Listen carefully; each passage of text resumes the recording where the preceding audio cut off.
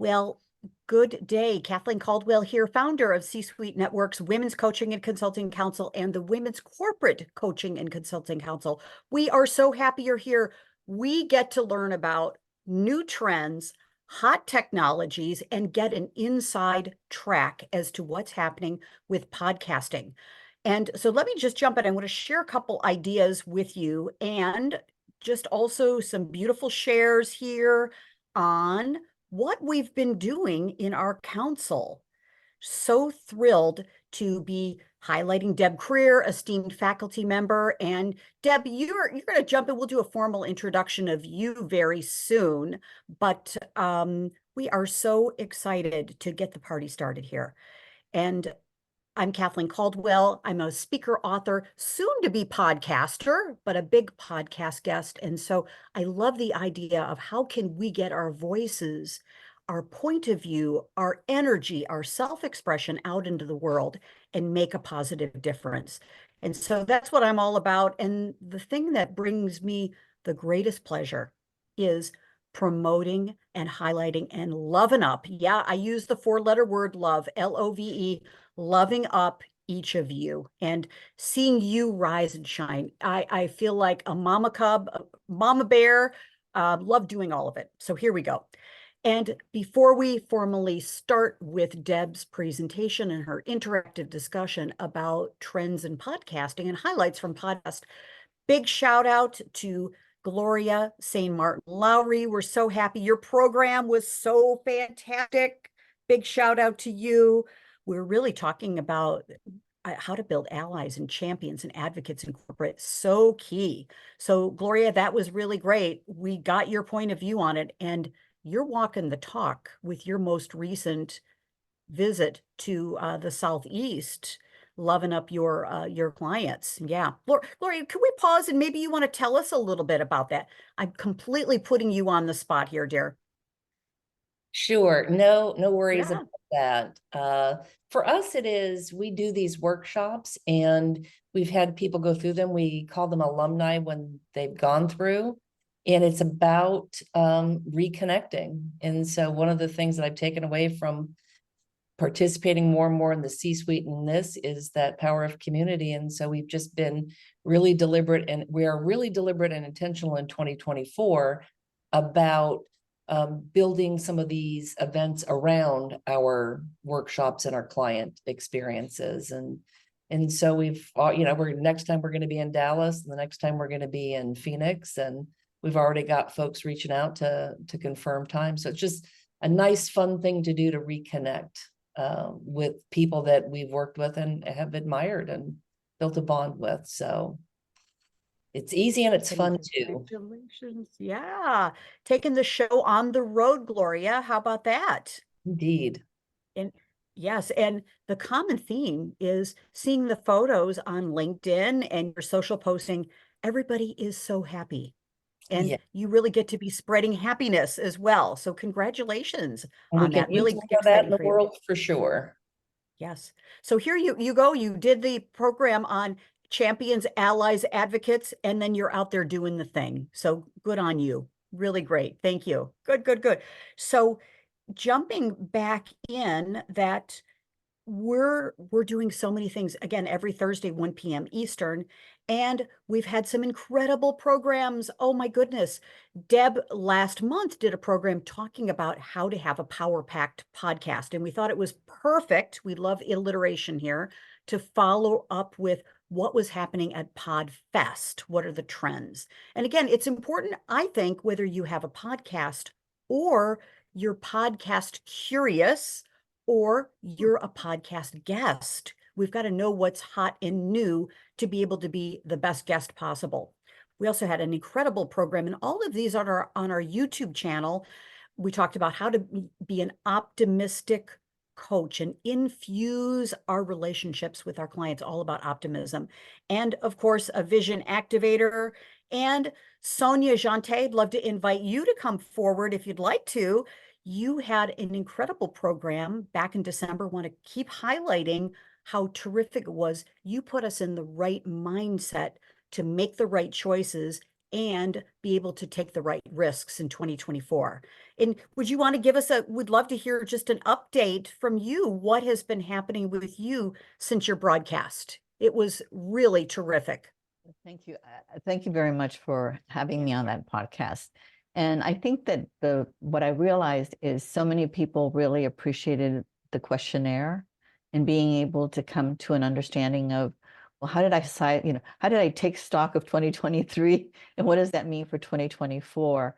And as a result of that, some people referred people that I didn't know in other cities, and one of them was in Phoenix, and I'd learned about Jeffrey Hazlitt being there to speak about boards. And this person happened to be interested in potentially joining a board. She went to the event on the 13th, and she sent me an email today thanking me for having gone there, that she's joining that organization, and she wants to get started to work with me. So it was one of those things that, you never know what you're going to put out there, but people sort of respond to the fact that they need to look at things a little differently. And that was the purpose of it, is how we're using our whole brain to actually really come up with new ways of doing business. Congratulations, Sonia. This is so good. And you again are walking the talk and really using your book, using your platform, using your thought leadership and your community as a CEO whisperer to really connect with people. So congratulations, really great. Thank you. Good. Yeah, we don't just talk about it here. We get into it and we do what's necessary and have fun along the way. And of course, finally, Christina DiGiacomo, as you all know, she's launching a brand new council, the Tech and AI Council. She did an incredible program talking about how to supercharge your speaking success with AI. And it was all filled with tools and tips on how to use AI. Specifically with speaking, roadmaps and outlines and presentation. It was just really good. And of course, all these are advanced because we know you're all seasoned speakers, presenters, coaches, and consultants. So thank you. And then would love to invite you, Barbara Fronta. Just want to invite you formally as our newest esteemed faculty member in our council, and just would love to welcome you to our council and say we're so glad that you're here. You're going to bring so much to the world of healthcare, IT, executive women, bringing executive women into our council that are interested in advancing their thought leadership. And not to put you on the spot, Barbara, but would you like to say hi and maybe, just a little bit about yourself? We'd love to learn more. Good afternoon, everybody. I certainly wasn't prepared for this afternoon. So thank you, Kathleen. A little bit about me. I just recently joined the council here within the last few months. So I am deeply humbled to be part of this group and eager to learn from everybody. So I will take a step back and learn by osmosis. Thank you. Oh, Barbara, thank you. Thank you. Thank you. And Barbara and I have known each other for many years. I think we're about 6, 7, 8, and at a presentation that I did in my community many years ago. So you never know when you we all know this, when we put out the good energy, when we add value, connect with really great people, magic happens. So here we go. So good. Welcome, Barbara. So happy you're here. Thank you. And then just jumping in as well to formally introduce Deb Krier. Yeah. Deb's going to present the data. I didn't want to get into any of the statistics because I want the expert here, the thought leader, the woman who is doing it with her very successful C-Suite Network, C-Suite Radio podcast, the Business Power Hour. And so, Deb, you went to PodFest, the annual event. You've been several times. And I asked you, would you bring back what you're seeing are the trends? What do we need to know? What are the highlights? And Deb is an incredible, incredible, caring person, thought-provoking person. She's the founder of Trying Not to Die.live, a movement, a global movement to empower people that are dealing with cancer, whether it's themselves as the patient, it's the family, it's their they're dealing with it in their workplace all around the world. This is a global movement that is getting so much speed. It's incredible. And so with that, you're also an expert on social media and of course, marketing too, Deb. So you infuse all of these things together. So I'd like to turn our podium over to you. Tell us about PodFest. Tell us about what's happening with podcasting. We want to know. Cool. Well, let's see. Yeah. Let me share my screen. All right. So y'all should be able to see my slide, right? Okay, perfect. Well, again, Kathleen, thank you so much for this opportunity. We're going to have so much fun, and we're going to go through this really pretty quickly because it was like a fire hose of information. And so, it really was just incredible. And so much great information. So let's just jump into this. Let's see. Okay, come on, work here, little slide. Why is this not working? See, there we go. So first of all, I did some of this information in the presentation that I gave last month. So why are we going to bother with this? We're going to spread our story. We're going to build and develop partnerships. We're going to raise our brand awareness, and we're going to increase clients and connections. And of course, establish ourselves as an expert. That's why we want to be either a podcast host and or a podcast guest. So what are some of the numbers? There are over 5 million podcasts in the world. That's a lot, right? So we're going to talk a little bit about how to, kind of deal with that. There are over 100 million listeners. And then, of course, the average American listens to 8 podcasts every week. I mean, it's an incredible number that, that listen to these podcasts. And I'm more than happy to make these slides available to you afterwards if you would like that. So, you don't have to think about taking too many notes. So as Kathleen said, went to PodFest. It was its 10th anniversary. So me and 2,000 of my closest friends gathered in Orlando. And one of the cool things that they have started doing with PodFest is having additional little mini symposiums. And so I also participated in the Healthcare Amplified Summit, met Mrs. America, who is a breast cancer survivor, and just really had a great time at that. And they have several of those that go on during the day. But it was 3 days and into the night. I mean, some of these events went till midnight, not for this person, but and many tracks of great content, great information.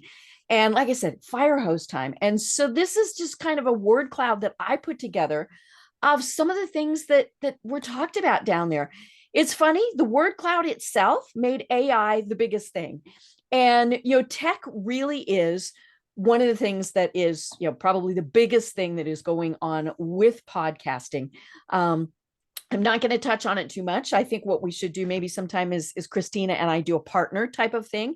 And we talk about how to use some of this tech for podcasting. But, there's so many things that are just incredible with what's going on. I mean, they, in addition to all of the tracks that they had, all the educational tracks and networking and all of those things, they also had a vendor exhibit type of thing. And it was astounding because there were so many different things there, and if you were just starting out, there were items there for you. And if you were somebody who had been doing this for many years, there were things that would interest you also.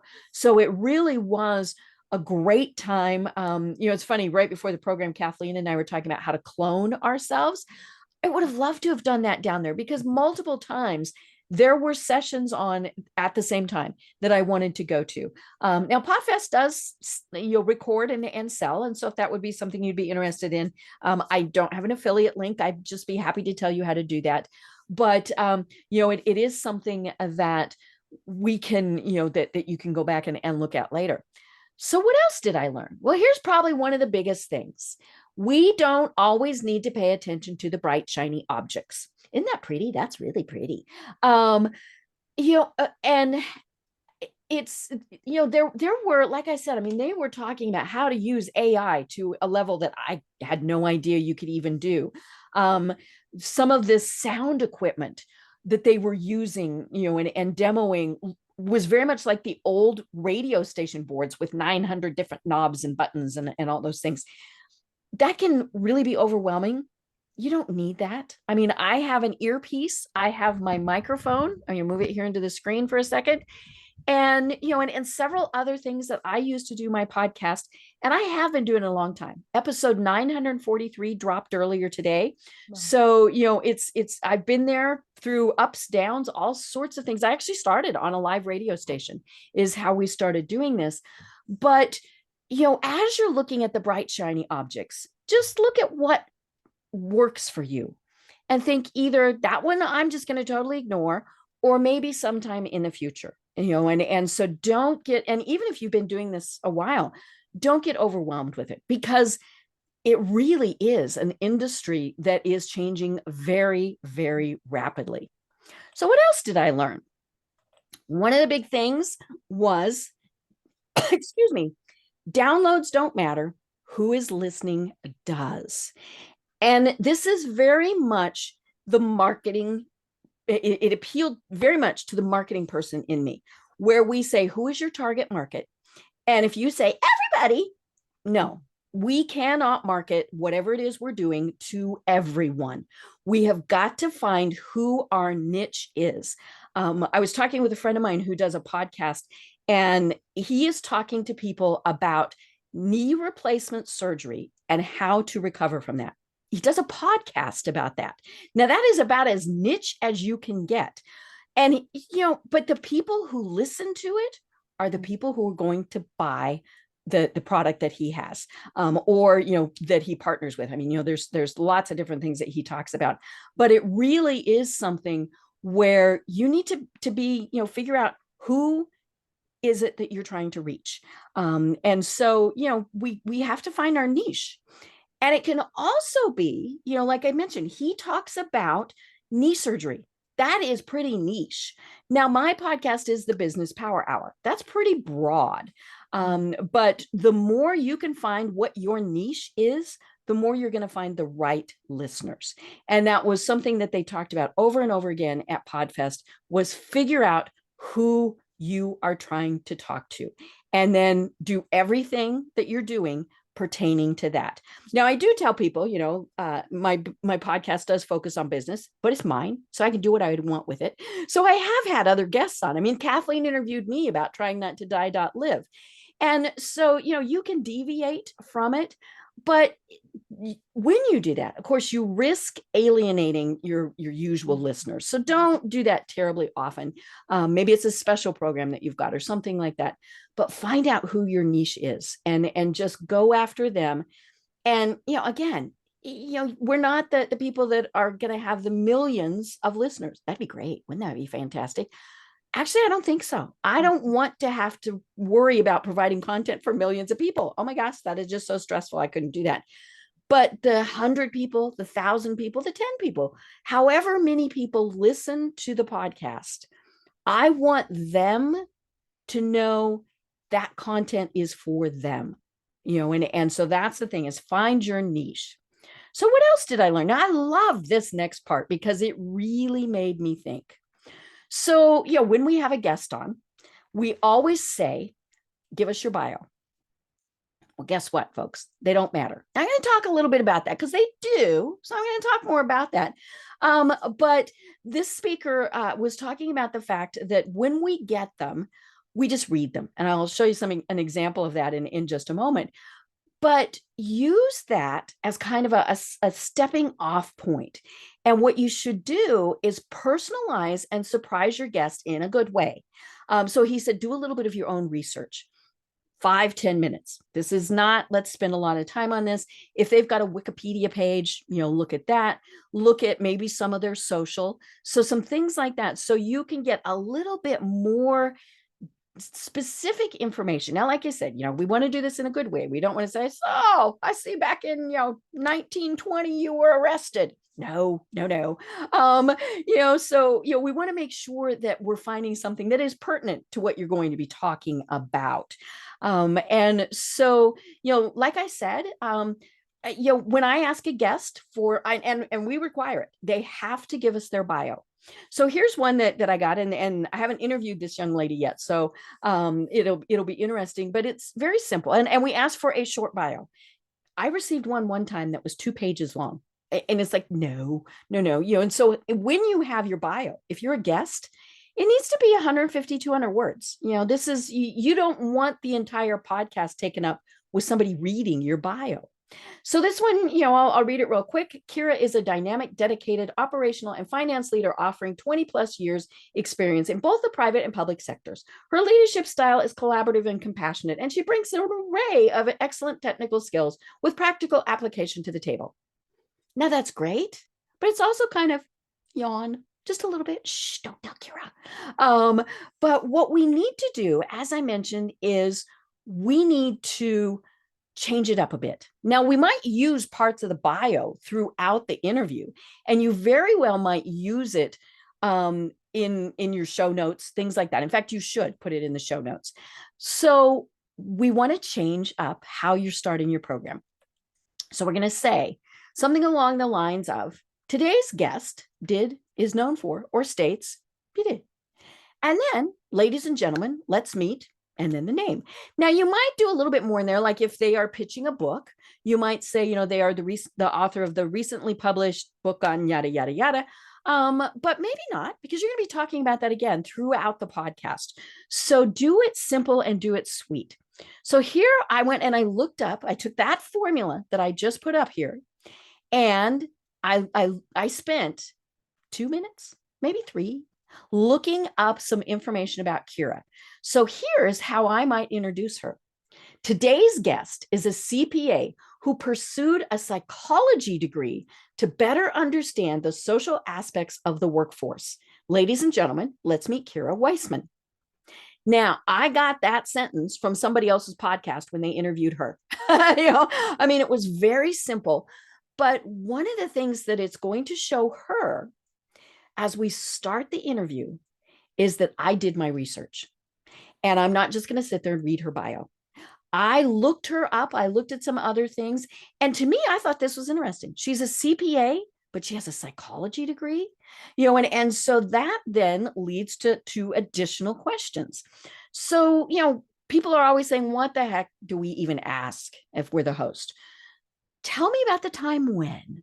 Now, again, that might come from your research, and I always research my guests. I spend, time, if they are an author, I require that they give me a copy of their book if we're going to talk about it.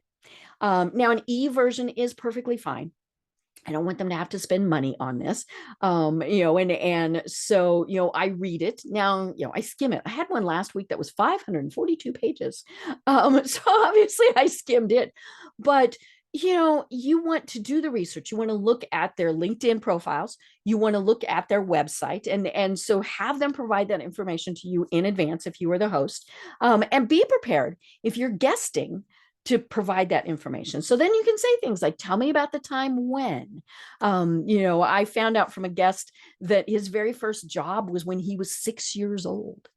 And so I asked him about that. Tell me about the time when you started your first business at 6. And it was just the greatest discussion. So, another question, what were the steps that took you from A to B? So starting your business to multimillionaire, or maybe it's a negative. What were the steps that took you from going bankrupt to now, being this fabulous entrepreneur? Again, none of us are Geraldo. We're not doing gotchas. We're doing professional. So, keep it that way. But, what were those steps that took you? And then how'd that make you feel? And what we really want to emphasize is that no matter what the topic is, we are having a conversation with whoever our guest is. Think about, maybe you're having a conversation, if you're sitting in Starbucks, what are you going to be talking about? Or maybe, as you're sitting and having a scotch, what are you talking about? But, we want to have these conversations. So those are the questions you're going to ask. Well, tell me a little bit more, and the key is you want them to do most of the talking, because the guests are tuning in to hear them and not you. So you want to ask these leading questions that get good answers from them. So another one, if the new you could talk to the old you would say, right? Especially if they talked about major changes, maybe even some negatives. I have a lot of guests who talk about the failures and what they learned from them. And so this is a good question that's going to get that same answer. But, if the new you could talk to the old you, what would you say? So, how do you get guests? That's always one of the biggest questions. Now, I've been on for so long that we get quite a few guests that just, they're PR firms, they're publicity people. I have 2 or 3 a day where I get pitches. But there are also times where I want to go after a guest. And sometimes they're high profile. Now, I'm going to push back on this a little bit because the speaker was talking about how to ask a high profile guest to be on your podcast. I'm going to say, anytime you're asking somebody to be a guest on your podcast, you're going to appeal to their ego. And you're going to say, would you be willing to take a few minutes out of your day to inspire my audience? It's real hard for them to say no, right? So, that's kind of what you want to do when you're asking somebody to be a guest is, I would be so honored if you would inspire. And then you need to provide the information, how long the podcast is, all sorts of things like that, because it's amazing. Mine is the Business Power Hour. And I still have people say, how long is it? And so, you want to put on there, it's 58 minutes of interview, things like that, whatever it is, so that they know the time commitment that they're getting into. But appeal to their ego. And they're doing this because they want to make new clients. They want to sell their book. They want to do whatever it is. And so, you want to give them that opportunity, but how are they going to inspire your audience? And I don't care what the topic is. People will still be inspired by it. If that is something that interests them, they will be inspired by it. So then what else did I learn? One of the things that, and this is a struggle, I always find this, like I said, 943 podcasts. And it's how do we get the guest to share the information when when the program goes live? And I thought this was just fascinating. They, and because I'll be honest, this was something in 943 episodes I had never thought about. You need to ask them. Now, we provide it in the email. We say, here's the information, here's our social media account so they can tag us, all those various things. But this speaker talked about the fact that when you're having your little pre-chat, and in many cases, you will have some type of pre-chat with a potential guest. I do mine right before the program. There are others who, prefer to do it a week or so in advance or whatever, but you're going to talk a little bit about just so you kind of get a feel about each other. And so as part of that conversation, you're going to say, I really hope that you will share our content, our interview with your social accounts. They're not going to say no. They will say yes. So then when you follow up with them, you're going to remind them. So, our interview has gone live. As you and I discussed, you're happy to share this information. Here's our accounts to make it easier for you, but remind them that they told you, oh yeah, look guilt though, right? We're going to guilt them just a little bit to have them remember to do that. So, follow-up communications with your guests are absolutely critical. It was astounding to me. I was in one of the seminars and somebody said, how many of you send follow-up emails? And not everybody raised their hand. Well, I'm sorry, unless you're doing a live broadcast, how do they know when it goes live if you don't tell them? And even if it's a live broadcast, you still, probably it was recorded. And so you want to communicate with them and make it simple for them, folks. You want to give them all the information. So here are the links. Don't make them look it up. Do not make them look up those links because they're not going to do it. You want to give them your social media accounts so they know how to tag you. We even give them sample things to say because then they can cut and they can paste. And some of them do, some of them don't. But most of them, what that does is it gives them a trigger to say, Oh, okay. Here's how I'm going to reword that. But again, make it simple for them. Now, we typically do not send out the communications to our guests until the program has gone live. And we learned the hard way on that one because we would send it out in advance and they would get so excited that they would send out the information to their networks and the links weren't live. And so then we get all these emails. Oh my God, it's not live. And so, send it out a little bit afterwards. Once you know it is there and live, because again, technology sometimes fails, make sure that you get them that information and get it to everybody who needs it. Not just the guest. They might have an admin assistant. They might have a team of people, their marketing folks, whoever it is, get them that information. Make it simple and easy for them. Because if you don't, these are very busy people. They are not going to do it. And when they share it, hopefully they will have tagged you and you will get the notification. Go in and thank them or say, this was, I had such a great time talking with you. Acknowledge them, let them know that you saw it. So, if you're just thinking about doing this, or even if you've been doing it quite a long time, one of the things to really think about, and I talked about this on the last time that we did this, was be a guest first. That way you kind of get to know, is this something that I want to do? And is this something I want to do enough that I'm going to have my own podcast? But it is great to be a guest. And there's so many different ways that you can do this. But one of the women that was one of the seminars that I went to, the young lady, now she is with a PR firm, but she pitches herself to speak. And so it was very interesting because she talked about how many times she follows up and how she follows up. So, you send your initial pitch, your email. Hi, I'm so-and-so. I would like to talk to your guest about yada, yada, yada, yada. Keep it short. I can't tell you how many times I get pitches that are so long, I don't read them. Now, the guest could be the coolest person in the world, the most knowledgeable about whatever it is. But when it is so long that I'm not going to read it, this is think newspaper headlines, folks. If you don't catch somebody's attention in the first 2 or 3 sentences, they're not going to read any further. Now, you can provide more detail further on in, but catch their attention at the very start. So then she says, follow up. Now, one of the things that drives me nuts is when I get follow-up emails from whoever, and usually it's somebody who is being paid to do this. All they do is resend me their original communication, and they say, just putting this back to the top of your email. Now it's good that they remind me because that meant I forgot to acknowledge them, but do it in a different way. So, go in there and say, hi, and please use their name, and I can't tell you how many times I've gotten the wrong name. That's always entertaining. Now somebody might say Kim because Kim is my producer and I'm okay with that. Or, they might communicate with her and say, hey, Deb, but that's okay. But don't call me somebody else's name because then I know, form letter. So then I'm going to say something along the lines of, it's Deb Krier, checking in to be a guest again on your podcast, whatever the name of it is.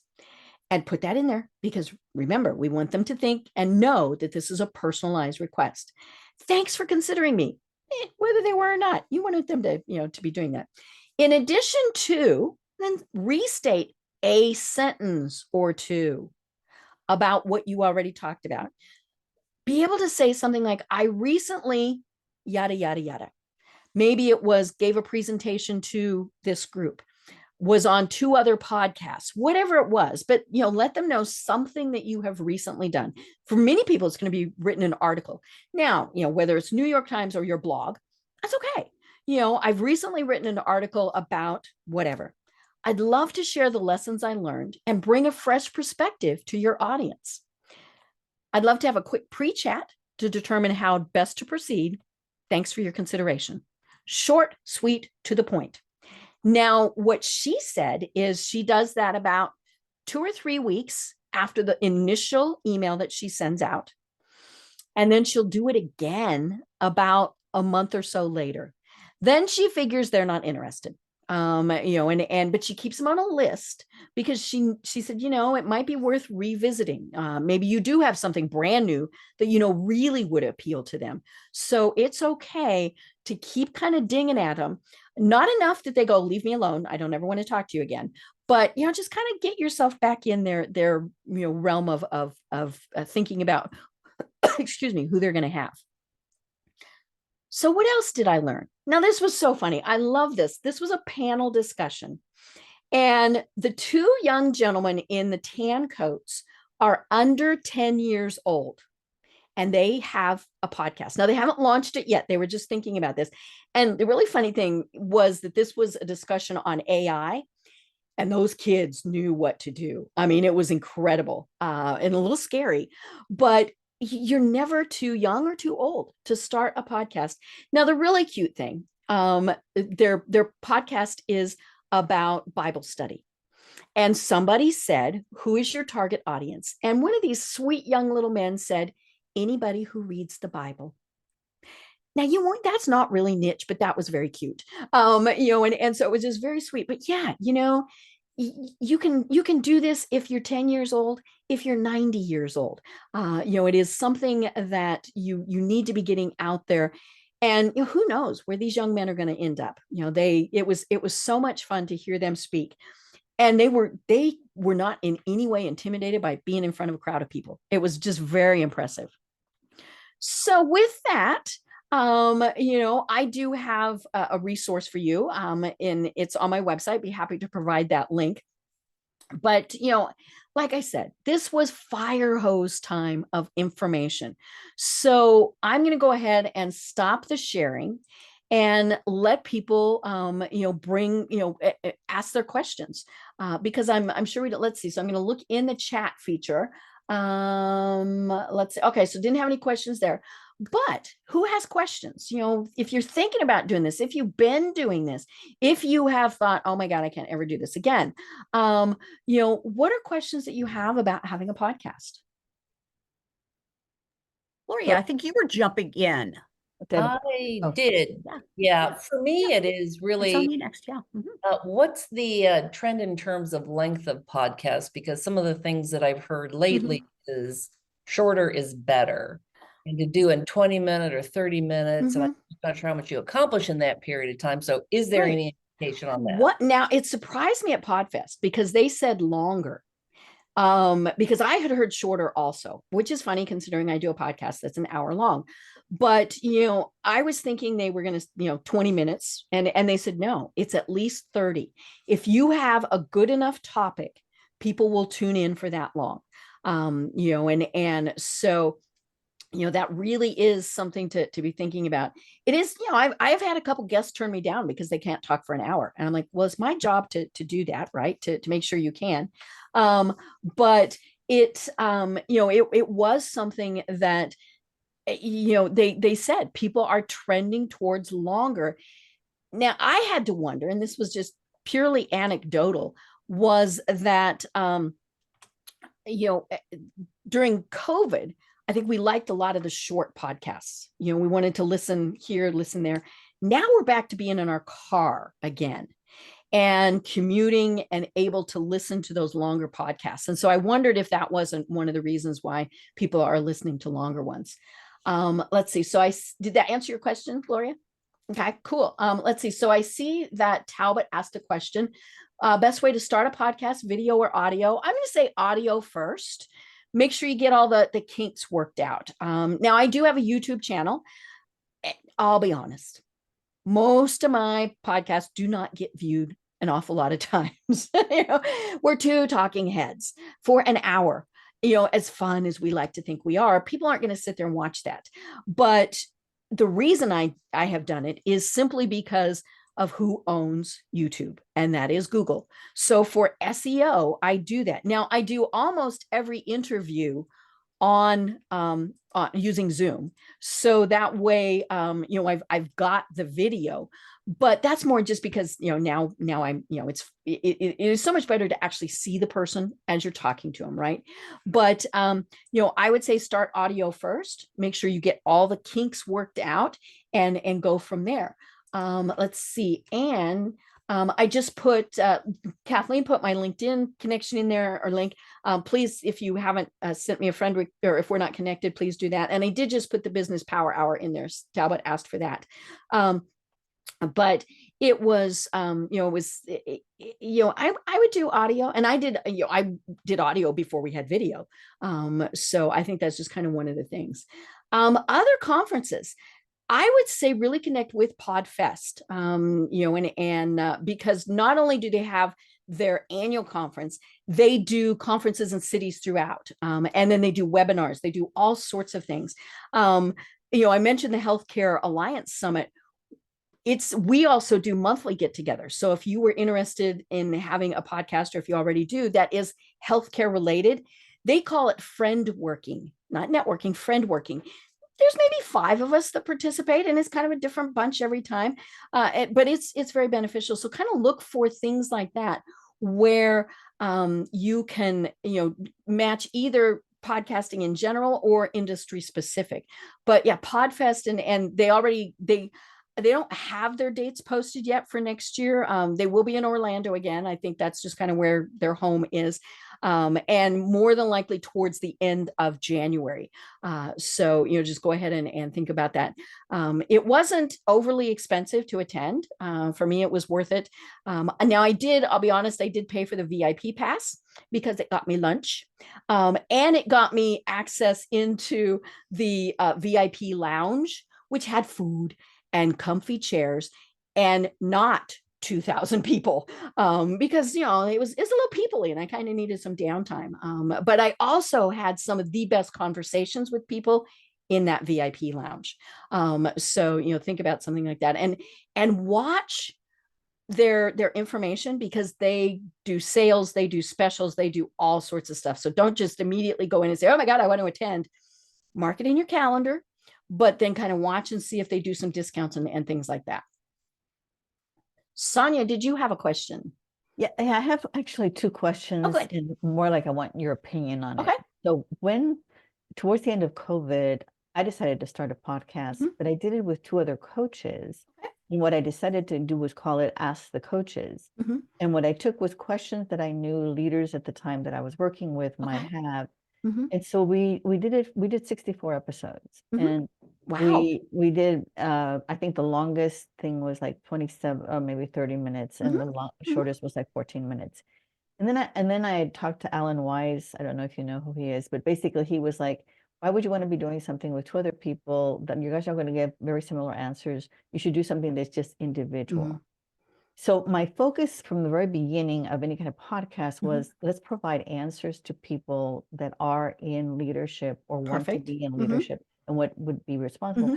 So I was recently thinking, would I, not to have to establish an entire brand again thing, but I thought, I know quite a few people that are in the C-suite that I've worked with in the past, that I know what their claim to fame was, or what they did that was phenomenal. And I was thinking of reaching out to them and saying, and now that you told me that 30 minutes is more of an appropriate time, I was going to ask them for 15 minutes to specifically highlight something that I knew about them that they did that was very unique. I love that. Or that I thought really made a difference in their world. What do you think about that? I love that. I think that's great. And as you were talking, one of the things I also thought of is we think of podcasts as being interviews. It doesn't have to be. It can be just you providing your expertise. And so you can say, here are questions that I frequently get. So you might do kind of a hybrid. So the first 15 minutes is your guest, and then the second 15 minutes are, here are some questions that I've recently gotten, and and then you just kind of talk through those, because it's if one person asks a question, other people have the same question. So it's okay to be doing that. And it's interesting to think about, you're in essence talking to yourself, right? But it is perfectly fine that it's not an interview format. But yeah, I love going through and picking people. And it's kind of like what I was saying at the very start, appeal to their ego and say, you did this, and I would love for you to share that with my listeners. And if you tell them, I only need you for 15 minutes, that's going to be a heck of an easier sell than I do this for an hour. So yeah, and it doesn't have to be at the same time. I mean, you can edit things back together and all sorts of things. But yeah, I love that idea. I think that's great. Thank you, Deb. Yeah, and Deb, also a strategy that is very interesting to me is using this technology to interview people. You've done this beautifully. Mhm. People that we're curious about, Right. to have build community. And I Mhm. know that was one of the huge themes Mhm. this year in PodFest Yes. was Mhm. how do you build community with the people you've already Mhm. interviewed Right. and Mhm. utilize this technology as Mhm. an evergreen Mhm. way to build Right. content and IP and then build the community. Mhm. So Right. your point of view on that is you always have Yeah. interesting people, Oh yeah. And it, out of 943 episodes, there have been, I think, 2 where I got done and went, ugh. I mean, and it was not them. It was me. I hadn't researched it enough or something. I mean, there was, because they were very cool people, but there was just something that didn't quite click. But again, that was on me. But yeah, I have talked to some of the coolest people in the world, and sometimes they just surprise the heck out of me. One time I interviewed this young man, and at that point in time, he was 19 and he was already making 7 figures. And he was doing it by helping small businesses apply for SBA loans. Now that sounds pretty boring, right? Now it was very interesting because he was 19, right? But it was like, really? And now how he gets paid is a commission, right? If they get the loan, then he gets a percentage of the loan. And so, but he at that point in time, he was living in Puerto Rico on the beach. I mean, this 19-year-old was living everybody's dream, but he got his first SBA loan when he was 16. And he went, well, this was easy. And then other people asked him, hey, you did it for you. And then he finally thought, maybe I should make money doing this. So you never know, who is going to be an interesting guest. That is though why it's sometimes advisable to do that little pre-chat. I've never turned anybody away and said, now I have said, I'm not quite sure how you're going to fit in. And then we've kind of figured out how that might work. But, it is, I do something in advance. Now I do mine right before the program. I do 15 minutes pre-chat and then we do the interview. So that way I kind of get to know a little bit about them. I've been being a guest on several podcasts a week now, talking about trying not to die.live. And many of them are doing a pre-chat with me a week or so in advance so that they know what questions to ask and some things like that. And so that's where that's kind of fun to be able to do that. But yeah, it's kind of difficult to just do cold. Now it does depend on the guest. If it is somebody who is high profile, very busy, things that you might not be able to do more than 2 or 3 minutes right before you do the interview. But just be prepared for that and know that you have to have done more of your research in advance. I did want to mention real quick one of the things, and there was an entire workshop session on this, and that's the legal aspects of doing a podcast. One of the things, and it was put on by 2 attorneys, right? And so, there are several things that you should be doing. You want to make sure that you have the right. And so like I put it in my documentation where I say, I have the right to use your interview however I see fit. Because that's, but I also have in there that the guest has to get permission before they do something with it. Now I always give that, right? And I tell them, you may use this in any way you would like. You can download it, embed it, share it, whatever. And I've had some who've said, hey, we want the B-roll because we're doing something new. I'm fine with that. But I learned this one the hard way. I say, you cannot record this without my permission. I have had 2 guests who have recorded at the same time and then gone off and done something on their own with it. Now, that's kind of weird, right? Because they were still promoting me, but it was just a little different. And now I have had guests who have said, is it okay if I record at the same time, just in case there's a technology error or issue? And I've had that happen one time where we really did. My computer, the sound went out for some reason, it stopped recording, and they still had it. So, but just do that. And then if this is something you're going to do and you really think that it is part of your business, part of your intellectual property, trademark it. Trademark that name. The Business Power Hour is trademarked. It has the little ear on everything. And so, just make sure, because here's the thing. If I had not done that and someone else started using the Business Power Hour, and if they trademarked it, I would have to take everything down, all of my content, all 943 episodes. And I've had to write the nice cease and desist letters to say, I do own that trademark. And I had one not real long ago where it was a very nice gentleman. I actually felt bad. And my attorney said, you did this for a reason, honey. And so, I wrote him a very nice letter, which he then referred to his attorney, who sent a very nice letter. I mean, it was actually this very nice civil conversation where they said, we're terribly sorry. We are more than happy to go back and edit out and to not use that name going forward. They asked for a time period. That was fine. I gave them several weeks or something. But then he did say, we have 5 episodes that are video, and we don't want to have to completely take them down. Would we have your permission to continue using those? And I gave, I thought that was perfectly fine.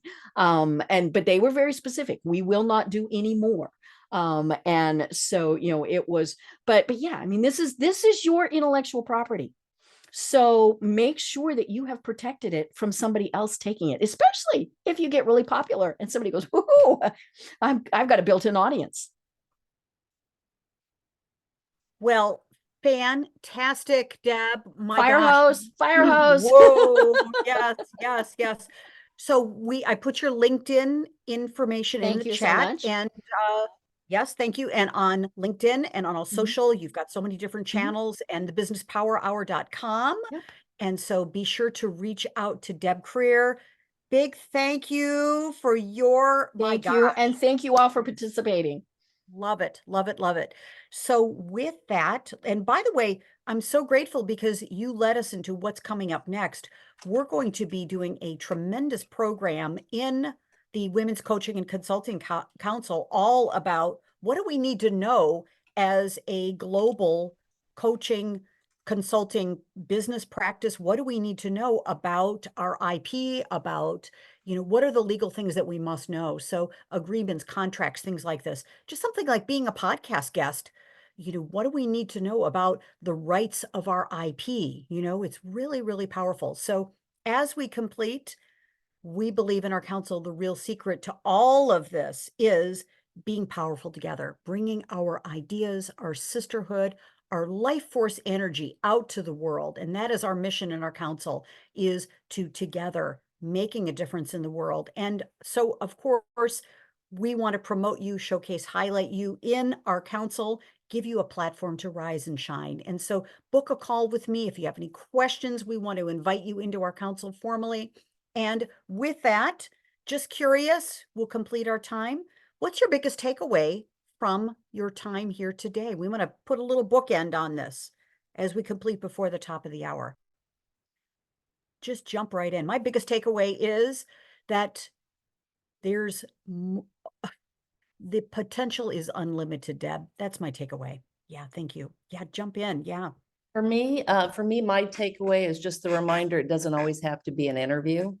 And I think that was, I know it sounds small, but I think for me, that takes away some of the fear. You're just, God, I got to find all these folks to participate and to do, to not feel like that's the forced and only way to do it. So I love it. Perfect. thank you. Very nice. Sonia, you jumped in as well. Thank you. Yeah. Follow up. Yeah. The beauty of all of this is it's all evergreen. Whether we're a guest or we've got a podcast, it's all evergreen. And so following back on those riches and mining that gold, really important. Yeah. Thank you. Thank you, Barbara. Great to see you. Welcome as our newest esteemed faculty member. Good. Anyone else before we complete? Biggest takeaway.